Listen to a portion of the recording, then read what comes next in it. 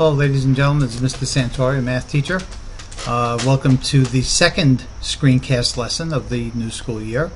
In this lesson we'll be covering interval notation and doing a little bit of range and domain review as well. Okay.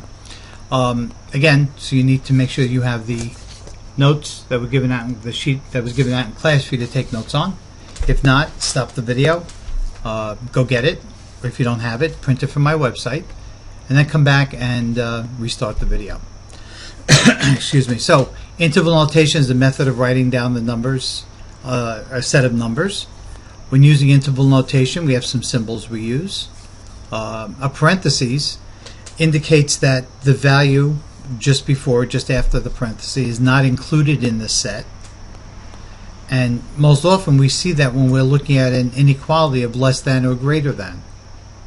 Because less than 4 would mean not 4, but everything less than 4. The bracket that we see here means included or closed, and we would normally see that with an inequality symbol of less than or equal to or greater than or equal to. So let's take a look at some examples. The first example here, we're looking at something in set builder notation, all values of x such that x is greater than 5.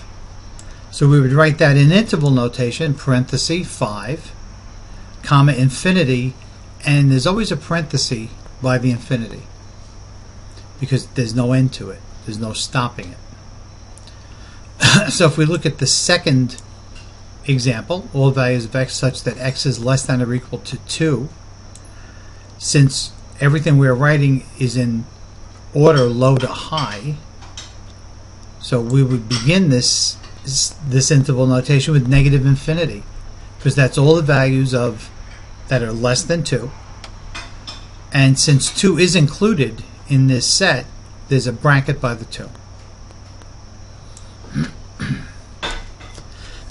This next example C is all the values of x such that x is greater than negative 4 and less than or equal to 3. So the low end of our set is negative 4 but greater than negative 4, so we have a parentheses, and it's less than or equal to 3, so we have the bracket. This next one is a disjunction. In this one, the symbol that looks like a V is OR. So we're looking at all values of x such that x is less than negative 6 or x is greater than 6.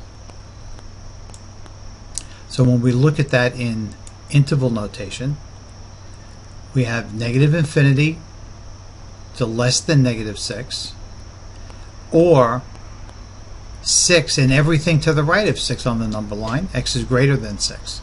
So we're going to positive infinity, and again with infinity we always have a parentheses. So let's take a look at a couple of review problems about whether something is a function or not, and we'll look at domain and range.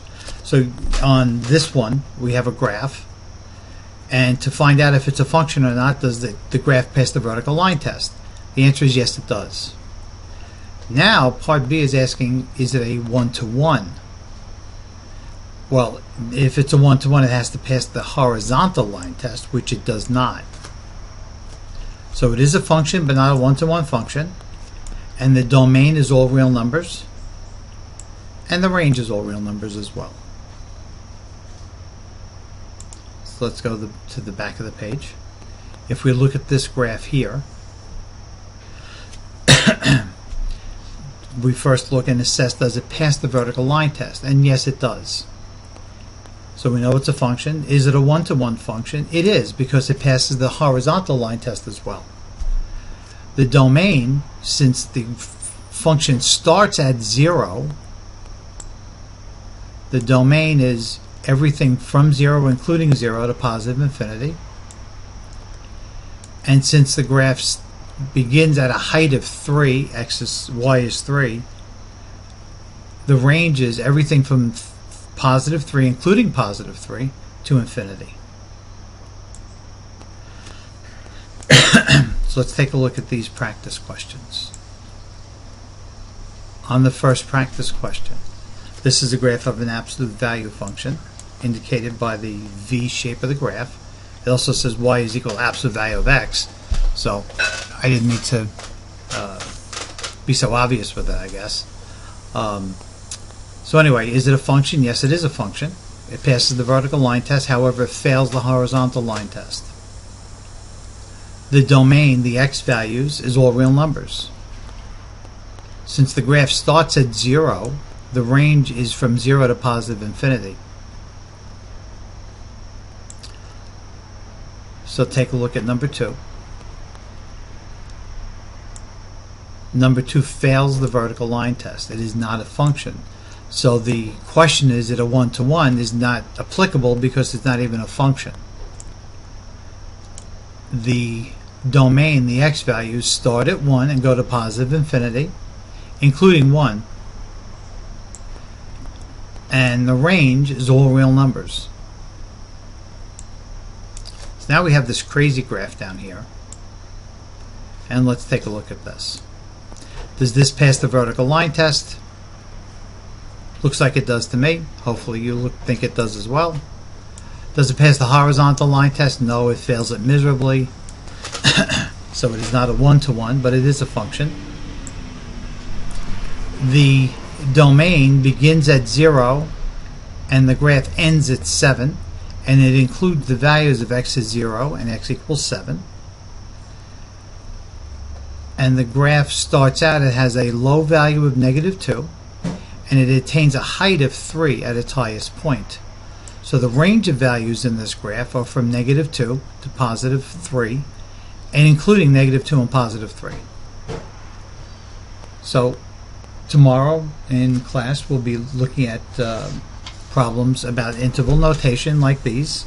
We'll also do some more function and domain and range problems. Any questions you may have about this lesson, bring them to class and we'll address them in the first few minutes of class. So this is the end of lesson 2.